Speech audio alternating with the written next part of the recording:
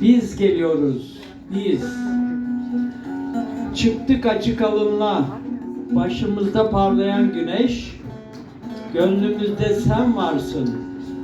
Sakın ümidini kaybetme, biz geliyoruz, biz. Ey kent,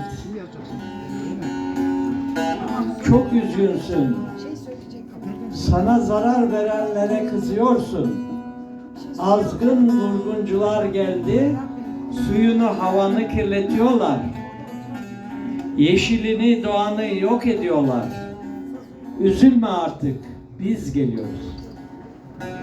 Biz geliyoruz yeniden. Senin dertlerini paylaşmaya, kalan, kırılan kalbini onarmaya, yok olan ümidini canlandırmaya, sana ilaç olmaya geliyoruz. Biz gelince dertler bitecek, bütün ışığıyla, güzelliğiyle güneş yeniden doğacak. Sular akacak pırıl pırıl, ağaçlar yeniden yeşerecek, yeryüzünün cenneti gibi bu ışıl ışıl yeniden parlayacaksın.